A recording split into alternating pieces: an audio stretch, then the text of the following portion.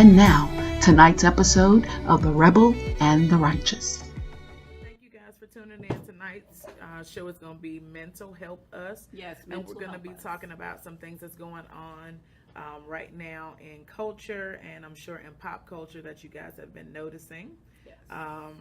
One of the key things, a couple weeks ago, we had some deaths, and those were the deaths and suicides of Anthony Bourdain and Kate Spade, two major figures in celebritydom. And they brought, I think, the conversation to the forefront about mental health in a more secular and public way. And so tonight we're going to be touching on some of that and some things that we feel like has helped us. We're talking from a point of experience, I think. Personal experience. Personal experience that's going to be, I think for the people that know us, it's going to be something that they already know, but for people that don't know us, it's probably going to be a little interesting to hear because people don't always look like what they're going through. Absolutely. So we're going to be touching on some of that tonight. So invite your friends, share some with some see folks. You coming in. And we're going to be, taking some feedback as well. So make sure you guys reach out to us and let us know your opinions on air and what you think. And I'll be giving you a number in just a moment so you can make sure that you contact us because we want to hear your feedback too. Want to know what you're thinking. So if you're online and you can see us, you can hear us pretty good, can you just give us a couple hearts so we know that you're able to hear us on both feeds? Hello to everybody Roberta. Who's coming in right now. Roberta Jackson. By the way, I'm April. And I'm Brandy Hunter. And you're watching The Rebel and the Righteous. So we're going to be talking tonight about a few things. And like I said to you earlier, we're going to be touching on mental health. Now, I know that we got some heart, so I can pretty much perceive that you all can hear us. So we're going to be talking tonight about a couple issues that have just come up in media. Obviously, you guys have been hearing a lot about mental health issues that have been brought to the forefront by these celebrity suicides that happened in the past month or so. Anthony Bourdain, a traveled and seasoned journalist and chef. And then you have Kate Spade, who is a fashion icon. I know that one of my first ever, wanted bags I ever wanted was probably a Kate Spade. I'm sure it was a Kate Spade bag. Not to mention, other stuff, but Kate Spade was something to ascribe to as a young woman. And so somebody who has millions and millions and millions of dollars and revenue. Seems to have it all. And that just proves to you that money is not everything. Rick wants you to cook. Oh, I got you, Rashard. I got you. So in keeping with that, we're talking about that tonight. And then I thought this was interesting because this is somebody who is a woman of color who was just recently in the news, and that is Michelle Williams. Yeah, Michelle Williams. And she was speaking out recently concerning her battles with depression, which I think is extremely important to talk about because I think that it's one of those things where in our community, especially the Black community, we tend to be more hush-hush about issues a lot of issues, mental health and depression. So we wanted to touch on that tonight. So let me run through the story. Michelle Williams, recently engaged to Pastor Chad Johnson, just decided to check herself into a clinic for depression, anxiety, and I'm sure some other things, but that's what's being reported right now from TMZ, Shade Room, and a couple other journalistic, outfits. So we're talking about that tonight and how, if that could affect her, okay, Rick, if that could affect her, then, what more? How else could that affect us? And how does that affect us, and how does that affect our community? So, but seeing somebody like Michelle Williams, who's at the top of her game, who has been at the top of her game. I don't know if we would consider her at the top of her game now, but she has a long history, and she's made waves and done some awesome things in the music industry. So, with the #1 female selling group of all time, Destiny's Child. And she said that she's been experiencing some of this depression and anxiety. Girl, if that drop one more time, Jesus. They can't see it, so go ahead. I can hear it. Just keep on. Okay. Like I was saying, depression. But yeah, no, I just think that, you know, for her to be somebody who's on top of her game and to experience that level of success, performing at Super Bowls and Grammys and having all kind of countless awards, and then not to mention she is getting ready to marry that joker fine. Who, the pastor? Yes, Lord. Oh, I didn't even see no picture of him. What he look like? Pastor Johnson. Oh, we'll pull him up. I'll pull him up. You pull him up. Cause she feeling some kind of way. Y'all can, you know, do your research with me. But Pastor Johnson. Let's talk about depression first. It's something to. Oh, I'm sorry. I got. So you saying that means that she shouldn't be depressed, or I'm not saying. You would think. All I'm saying seems to have it all together. She definitely would appear to be somebody who has it all together, and I think that that's the whole thing, is that we think that depression has a look, it has a feel, it has a socioeconomic background, and the truth of the matter is it does not. Depression can affect anybody, and money is not a determining factor in whether or not you're depressed. Some of my best times have been, or some of my worst times, I guess, of experiencing issues with depression has been when I've had a pocket full of money. Wow, really? Yeah.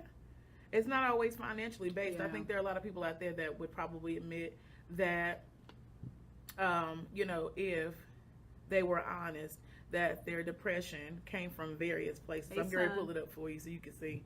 But I think it's important to know that depression doesn't have a face. Absolutely. It doesn't have a gender, and it doesn't have a socioeconomic background. It doesn't have any of those things. It cannot be defined by any of those things. I mean, it can hurt, like the commercial said. Who does depression hurt? Everybody. Where does depression hurt? Everywhere. You know, how does depression hurt? Everywhere.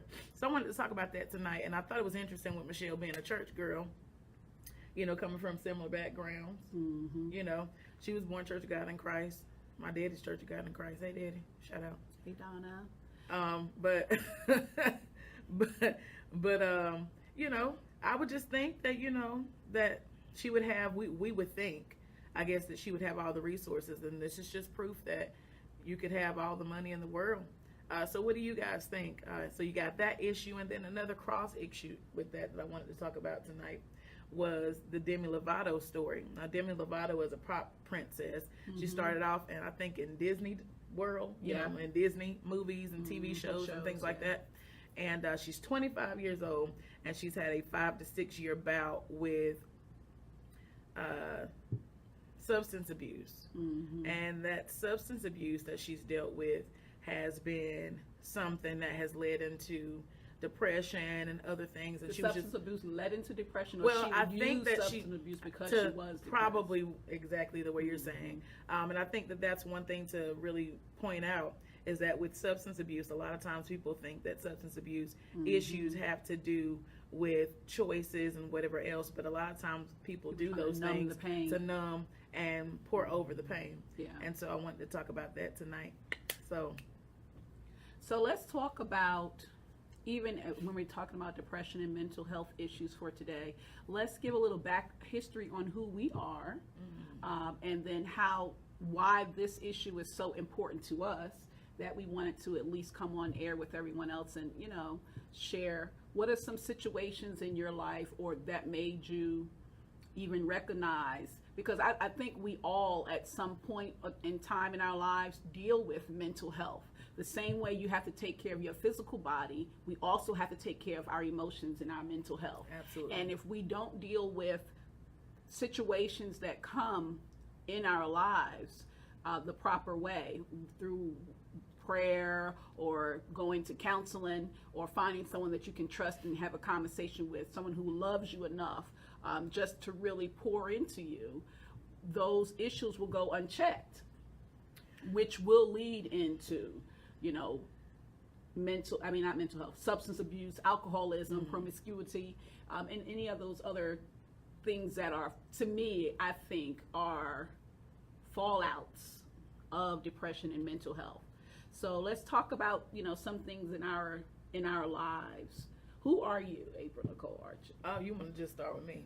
Oh, you want to start with me? I mean, you can ask me the question. You done got your Barbara Walters on now, and then came in and just, you know, put your Oprah game on me and got me over here like, well, where's this leading to? Yeah. Well, So I'll start here by saying my name is April Archie, and where you born? Where are you from? Oh goodness! Now I'm being interviewed, or I'm gonna tell the story. I'm getting a little nervous. We didn't talk about this before. Well, I just want us to give people the backstory of who you are. What makes up you today? Because you're not who you were years ago. Well, I'm gonna tell you like the old saints. Let me tell my testimony. Can I tell my testimony? Testify. Hello. Can I tell my testimony? Sure. Okay. Well, I grew up in a small town, Sanford, North Carolina. Whoop whoop! Shout out to Sand Trap, Lee County. And I grew up in Sanford, North Carolina, and I grew up in a church, and I grew up with in a 2-parent home with 2 younger siblings, and I attended ministry, and I attended ministry. I think we're the same in that area. Yeah, so I didn't have very much church girls. Yeah, I was well-rounded in a sense. I had 2 college-educated parents who wanted us to have a view of the world, but we just had to do so on a Chitlin budget. Okay. So I got that kind of education background as well. But the short version of it is my parents taught me well, and they pushed me far, and they pushed me to the right things as much as they could. And I think some of the sheltering that I endured as a result of being in church when I came to North Carolina A&T, it was Do you think the sheltering was good? Because I was sheltered too, so I want to get your opinion on sheltering. Well, I mean, for me, it was a matter of I was going to do what I was going to do whenever I was going to do it. Gotcha. So I don't know if it was good or bad, but the sheltering was prior to college, then is what you're saying. Yeah, absolutely. Okay. I mean, when I got to college, it was just whatever, go. But here's where I'm leading with this, though. You know, Brandy wanted us to talk about what qualified us. I can give you a large background lesson in April, or I could just cut to the chase. I had a traumatic situation that occurred in 2014 with the death of my then boyfriend. Roberta, you're right. Jason, and that traumatic experience, because it was traumatic in the sense that I woke up with him, and he was dead and I was alive, and there was no foul play, but it wasn't a pretty scene, and it was extremely traumatizing. And I think that had it not been for the sheltering and the background that I had so far, that was deep in God, I don't think I would have been able to survive that experience. Because to wake up with somebody that you love, and that person you love, and you're in love, and you're young, and you have goals and ambitions and dreams and marriage, and you've talked about babies and all these things that we as Black women and young women hold as goals for life. When you have that, and then to have that snatched away from you in a moment with no warning, was extremely traumatic. So to wake up like that, can you imagine waking up to a dead body? No, ma'am. So that kind of qualifies me to be able to explain the depths of depression, the depths of grief, the depths of anxiety that can come as a result of that, because I was told by many therapists, that was post-traumatic stress disorder. Yeah. And I was like, well, that's something that soldiers get when they come back from Iraq. There's no way I can have that. We have it. Until the experiences began to play over and over again in my mind and in my psyche, and on me mentally and emotionally, to the point where I could not go to sleep without seeing that scene. I could not go to eat without seeing that scene. I could not function without seeing that traumatic, gruesome scene. And so as a result of that, that led me into the arena of substance abuse. Absolutely. And that was to numb the pain and the feeling and the emotion attached to the trauma. You mean as far as thinking about it? Yeah, as far as thinking about it, seeing it, I could even smell it at certain points. Wow. Because, blood and death and all that gore has a distinct smell to it that is unlike anything that you've ever seen or heard. So I'm being as transparent as I am, because I'm talking from a place of experience absolutely. From trauma and deliverance from trauma and deliverance from substance abuse and issues concerning it. So I can speak to it, but it is a daily battle. It is a daily struggle, because there are certain doors that you can open to yourself that are extremely hard to close, which is why I find them almost unfathomable. Unfathomable, is that a word? Yeah. Yep. Unfathomable without Christ. Yeah. So that's the righteous side of me that comes out at those moments, because I don't have any other access tool or resource or understanding as to why I made it except the Father. So, and I want to just read something right here that I was looking up when it comes to dealing with depression. And it falls into line with what you're saying. It says episodes of depression often follow stressful events such as marital problems or the death of a loved one. The exact causes of depression still are not clear. What we do know is that both genetics and a stressful environment or life situation contribute to its cause or sudden onset. You know, so sometimes people, they think they're fine until something happens and you don't have a clear understanding of what's really going on. Until we have outbursts. And then that's when we're quick to call folk crazy. Until we have a Leandria moment. Until we have something like that happen, and then all of a sudden, you know, there are clear signs, but we don't call it depression at that point in our community. Sometimes we call it a spirit. We sometimes blame spirits. Oh yeah, Lord Jesus, it's a spirit. Some stuff is spirits, but well, I agree. Yeah. I mean, but I like to mix a little science. And a little Jesus, and I like them to mix them together. I don't feel like that I need just a little bit more Jesus, and that's completely it. I feel like you need to get a therapist. You need to see a specialist, somebody certified outside of your pastor. Ooh, help us, Jesus. Yeah. That's good. I mean, that's how I feel. I mean, I don't know how you guys feel, but I feel like it's important to have somebody other than, you know, your spiritual leader. Be the person that you consider the bedrock of your foundation in terms of how you get out of these areas of depression or natural issues that you're dealing with. I mean, it's simple. You know, if you want to be well, you don't just go to the church. I'm sure you're going to go to the doctor too, I would hope. You know, if you want to get out of debt, I'm sure you just don't go to the church and just pay your tithe. I'm sure that you would probably, if you're smart, seek financial advisement from somebody who has some experience and some understanding on how to move money and how to make money work for you. So I just think that we need to exercise common sense, but I also think that it's important for us to also rally around this whole issue and not let it be taboo in our families, and not let it be taboo in our communities, and not let it be taboo in our, you know, conversations that we have with our friends. The hashtag recently was going on, hashtag check on your strong friend. Yes. And I feel like it's more important to just check on your friends, period. What about your friends? And that means, because something that's super important when it comes to dealing with depression is having a good support group. You know, who is undergirding you, you know, not just clinically. I'm saying people in your corner that really look out for each other. And we have to do a better job of becoming each other's sisters. And we say it all the time. Hey sis, hey bro. But really, do you have a sincere concern for the person who's right next to you, who you see every day? They're smiling, but do you really go deeper than surface? Well, go beyond the internet connections, because this is the one thing I'm talking about. Well, no, I'm not even saying you. I'm saying this in general, for the general viewing public.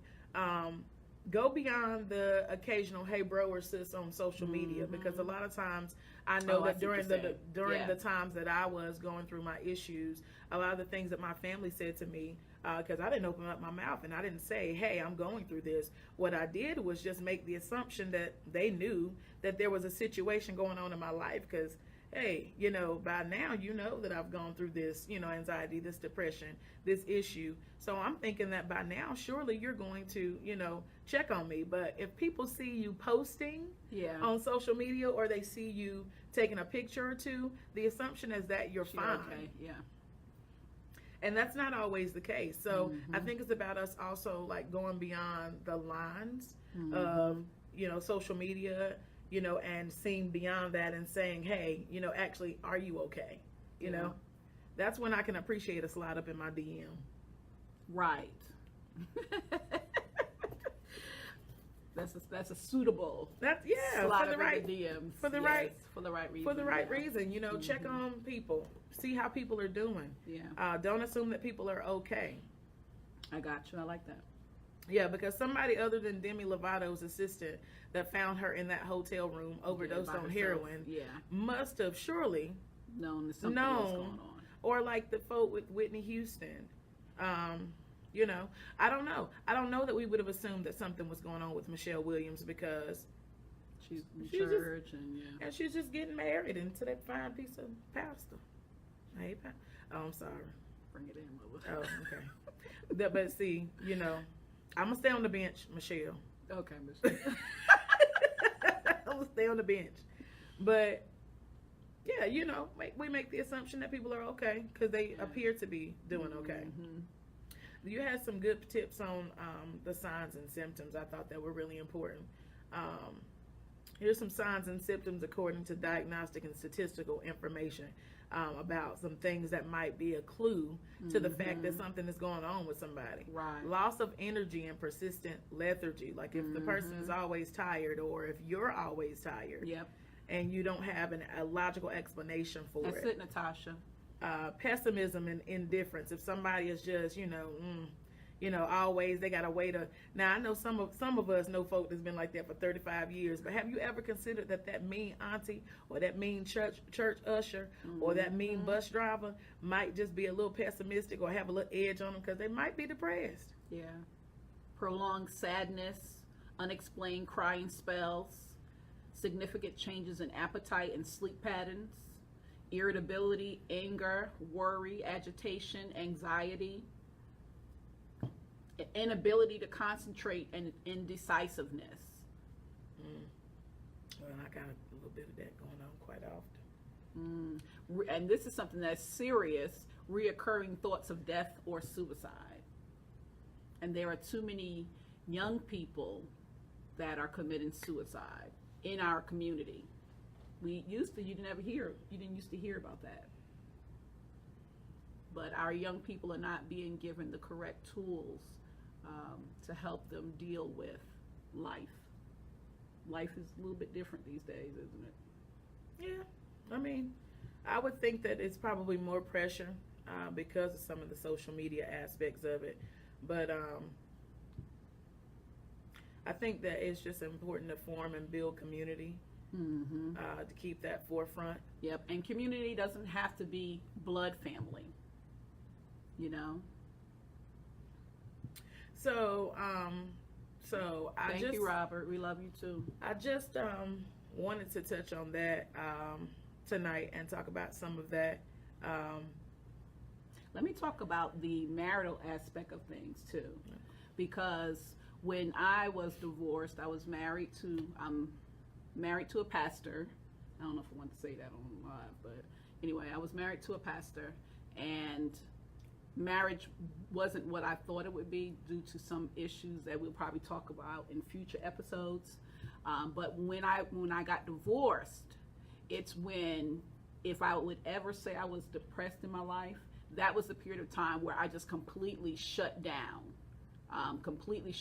had significant changes in my appetite, super loss of energy, didn't talk to anyone, really just got into a corner. Now, I did do like 1 or 2 counseling sessions, but I found out for me, and they were excellent because I didn't have anyone to talk to prior.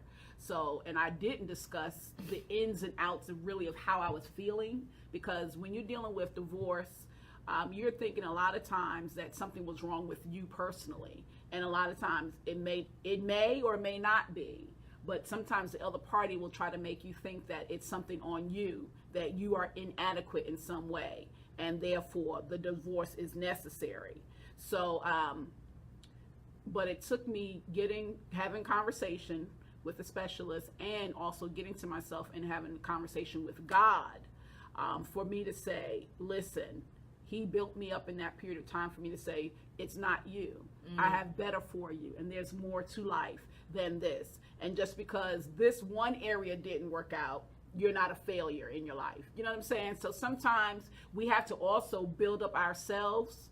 And I think that's super important for mental health, for you being able to know who you are and the importance of who you are in God's eyes. And also for me to know myself, there is worth and value. And I think a lot of times when people are depressed, we sometimes can forget that. You can forget that there's worth and value in you. And so I just want us, anyone who's out there now dealing with depression or just some of these symptoms that we read and said, you know, maybe this is an issue that I'm dealing with, something did just happen to me. I want you to know, we want you to know that we've been through it, and because God was able to bring us out, you too can come out. Yeah, that was really good. I mean, and really true.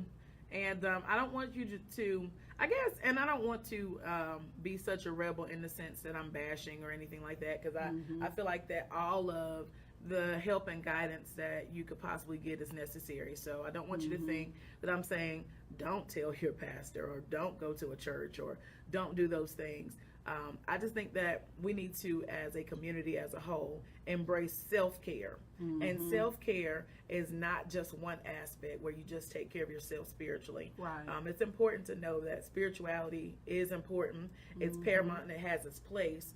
But there's also physical activity. I know that I'm at my best when I'm getting some sort of physical activity. And I noticed that over the past week when I did not, I'm sure you guys did not see me checking in that often. I didn't get in the steps that I needed to get in. And I feel it in my body and I can feel it in my psyche. And so those things, physical activity is important. What you take in nutritionally is important. So it's not just, you know, how you nurture yourself in your soul, which is also super important, but you also need to put in the right kinds of things too. And you taught a cooking class last night. I got an opportunity to come to that was phenomenal. And I want you to talk about just some of the aspects of what you think food-wise, how that helps us. Because I know as a cancer survivor, and I know as somebody who's had some issues physically before, that you understand like how important the food aspect of it is. What you put in is what you're going to get out. Is what you're going to get out. And even when you were talking about the physical, that physical activity is a means of beating depression. So therefore, what you put into your body is also a means. We're talking about tools to help you fight depression. What you eat is super important, and making sure that you're getting away from processed food. We talked about last night in the class, the cooking class that we talked about, was making sure that you get away from processed foods, because processed foods use a lot of preservatives and things that'll help the food, supposedly, if it's real food, a live food, it'll help the food to stay on the shelf longer, and those are agents that cause cancer and detriments to our body. Making sure that you are eating plenty of vegetables and fruit, fresh fruit, but getting away from sugar, which is something that really tears down our body. God created our bodies to regenerate and rejuvenate itself, and a lot of times what we eat will diminish that. So making sure that you're putting the proper nutrients, life-causing nutrients into your body will help you be able to fight off disease and any other type of mental health illnesses. Oh, and it's a way to save money. You can eat healthy on a budget. Now that was proven last night. Yeah. And that's going to be something that's coming up soon. Yeah, when we post the actual snippets of the show, we'll go ahead and include so, that. but not just that, just offering people, you know, community-wise, come together and share ideas about different things. Cooking healthy, yeah. Do your healthiest dish. You know, do a healthy potluck. That embodies some activity, because it's still summertime going on. You got an opportunity to build community, hang out with folks, you know, make connections, get out of your comfort zone, challenge yourself. That was one thing I did the other week. I challenged myself and I got out of my comfort zone, and I got in my car and I drove to a beach and I got up out of here. By yourself? By myself. Go ahead, April. Because you should be able to. Girls trips are great. You know, like I want to take a girls trip. You know, girls trips are great. I think they're phenomenal, but I think you should like you at some point enough to go with you somewhere. And when you go with you somewhere, to me, you find out who you really are. You have a chance just to reflect, and God has a way of pouring into you in your own personal time. And I think that's super important for us to get me time and be okay with being by yourself sometimes, you know. You don't always have to be in a crowd. I think that's one of the things even with dealing with mental health.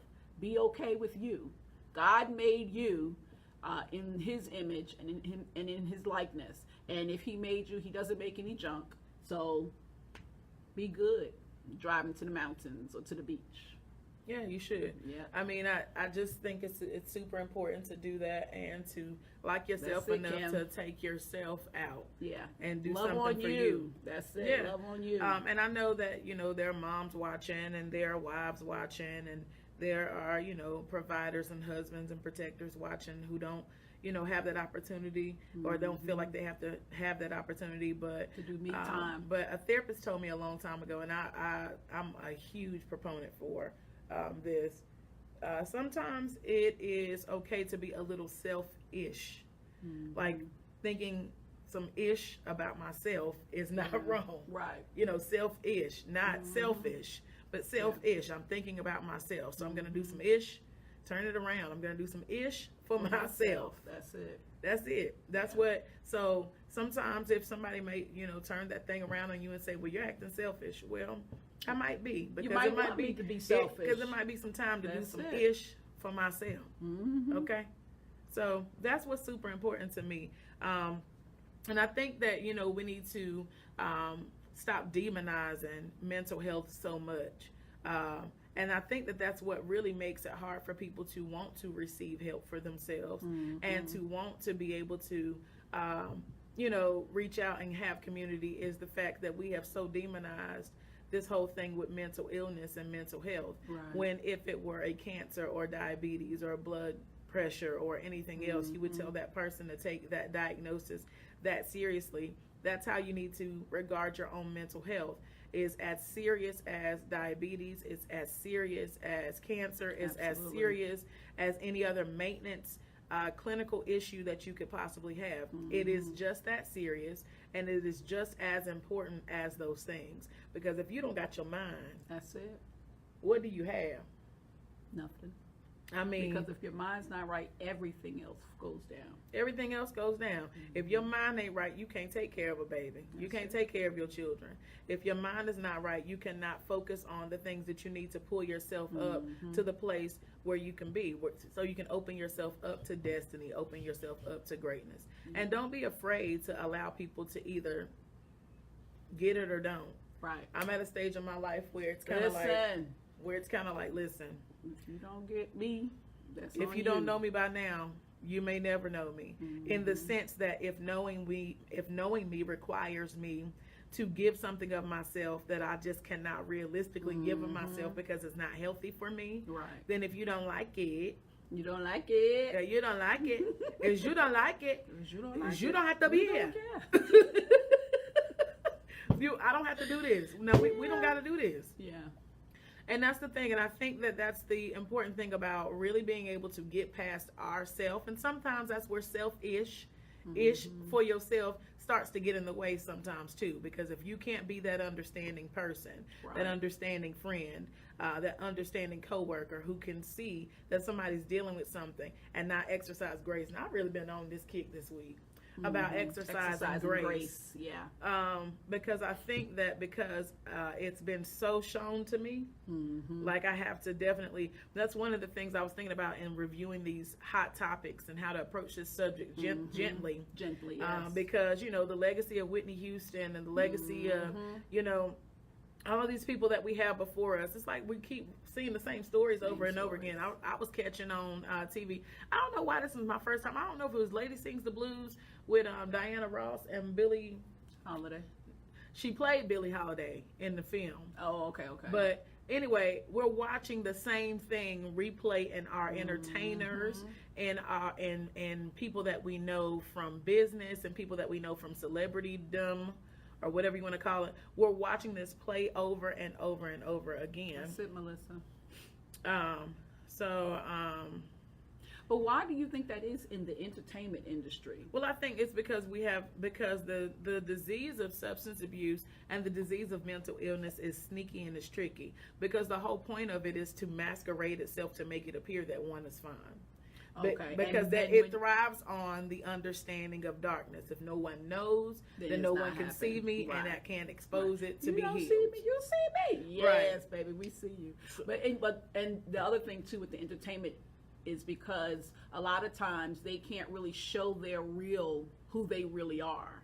You know, who they really Thriving are. They on have secrecy. to hide. Yeah, they have to hide it. So because the understanding you play an is, actor or an actress, and because the understanding is that there are some certain, so just like any other disease would have, what do you call it? Symptoms. Substance abuse and mental health has symptoms as well, where it masquerades itself by pulling away. So that's a symptom is abandonment or isolation, seclusion, the inability to take pleasure in things that you would normally find pleasurable. So if you have that friend who would normally like to hang out or would normally be the one to tell you about what's going on or would normally be the person that's got, or whatever. They just, you just notice if they start to change, if it's not just somebody being homeless and talking out of their head and being disheveled. Right. Sometimes it's just the person who is just doing the ordinary, the everyday in and out, but no one ever checks on them to see if they're actually okay. They're just dependable, and you know them like clockwork, and they just do what they do, but no one actually asks them how they're doing. Yeah. You know? Sometimes it's that person. So it has this way of hiding itself. Sometimes it's, I don't know, sometimes for me it's done played itself out in church, especially when I was younger, because you know how it comes off in that, in that Baptist stretch. If I get a little lost at church, you know the difference between them shouts. You know the difference between shouts. Certain shouts be like, church shouts. Now I'm getting churchy and showing my church side, but certain shouts be them shouts where they got the victory that week. Yes. That's that. I got that cute W2 shout. Yes. That mama. yes. Yes. Then certain shouts be like, oh Lord Jesus. Yes. Some of them be the ones where they folk really are in pain and really are hurting.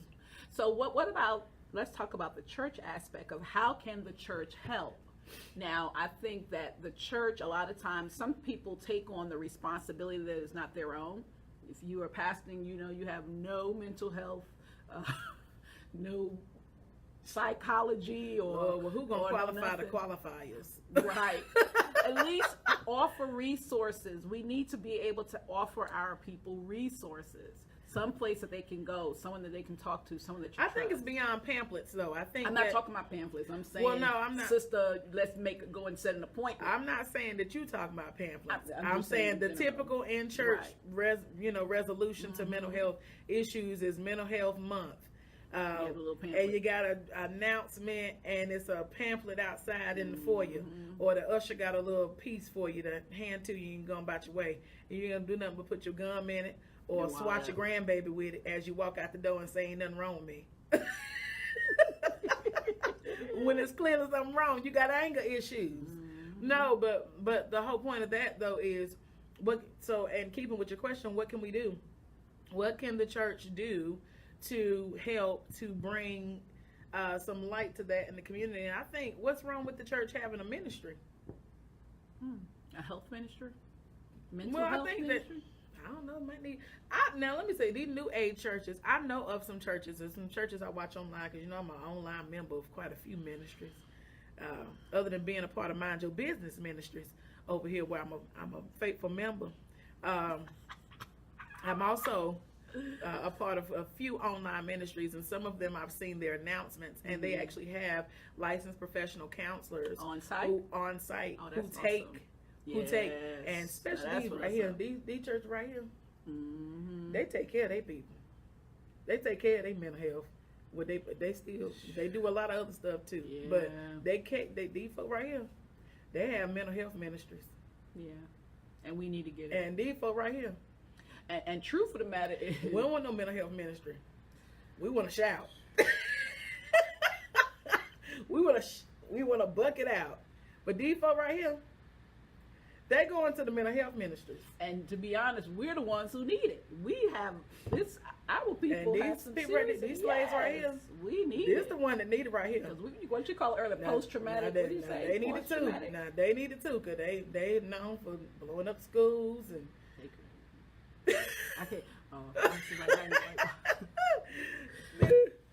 can't call them crazy, Gavin. You done it. They just challenged. I just But what I'm saying is, this and this need to find a way to get together so we can. No, we just need to get smart about it. Become strategic. But there's nothing wrong with us saying that this is an area that we can learn from people from. Absolutely. There's nothing wrong with that. There's nothing wrong with us saying we have a need for this in our community. This is important. It's just as important as your pastor teaching you how to get out of debt. It's just as important as your pastor teaching you the principle of tithing. I was about to do this on tithing, but I really believe in tithing. The devil tried to trick you. Tithing is not man's scheme, it's God's plan. I think. That's a whole nother issue. We'll talk about that we'll talk about that in our faith and finance segment. Oh Jesus. Faith and finances. Help me, Lord. But in order to have the mindset to be able to have faith to create finances, you gotta have a good mind. Gotta get your mind right. Transform mind. Let this mind be in you, which was also in Christ Jesus. That's it. I didn't realize how churchy I was. You are quite churchy, April. You were trying to act like I was rebellious sometimes, but see, this is the thing. Let's talk about that rebel and righteous. Yeah. Okay. So the aspect of rebel and the righteous. Jesus was a rebel. Y'all hear me out there? Knock, knock, knock. Jesus was a rebel. So there's nothing wrong with being a rebel. The word of God says we should not conform to the world, which means we have to be different. You should live a bold life. Your life should have meaning. And this is not about church. This is your life having meaning.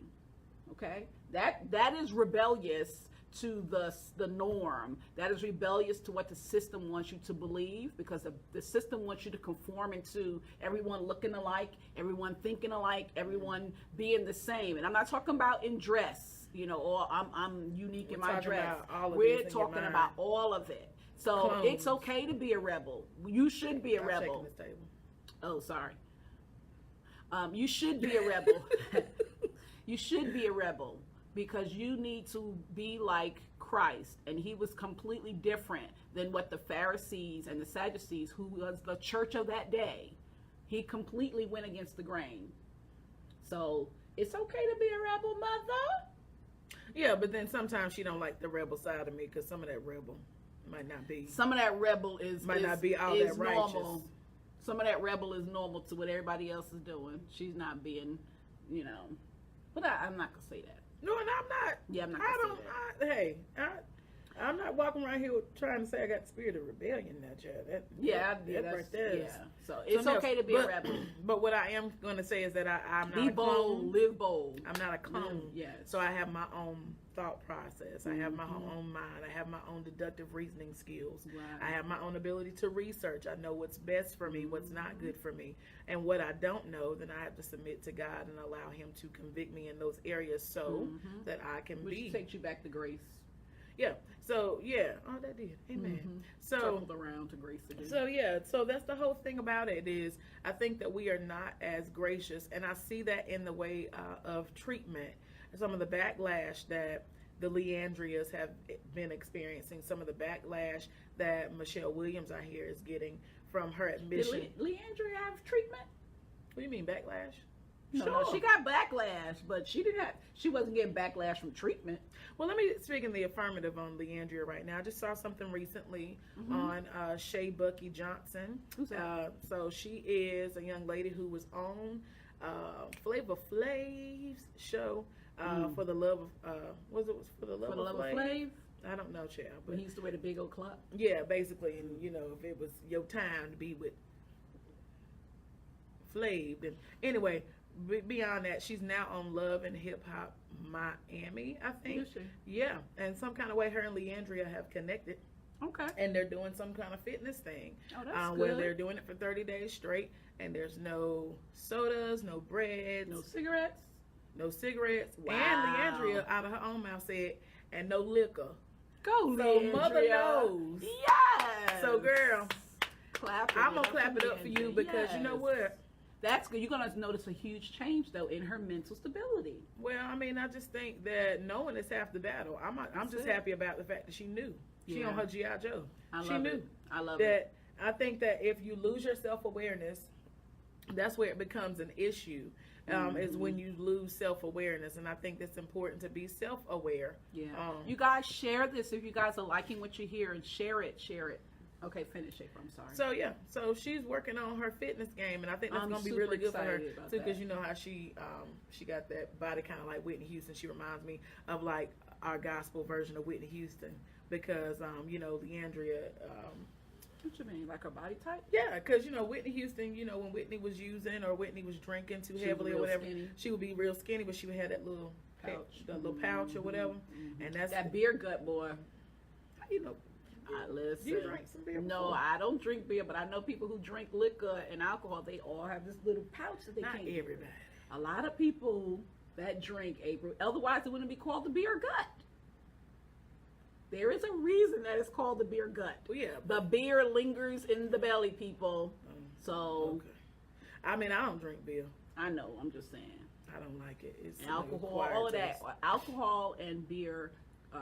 Well, it's a huge carb, fat. I guess. Yes, it holds fat. Has a lot of carbs. Okay, sorry. Go ahead. But yeah. So you know, she's doing that, and I think that, like you said, she's gonna find that you'll see some clarity and stability with her, and she's also got some promo stuff going on, because she's been taking a lot of pictures of her doing something behind the scenes. So I really am liking that. I heard her. She was when I saw her last live that she was talking about, where she cussed out the church or said F the church.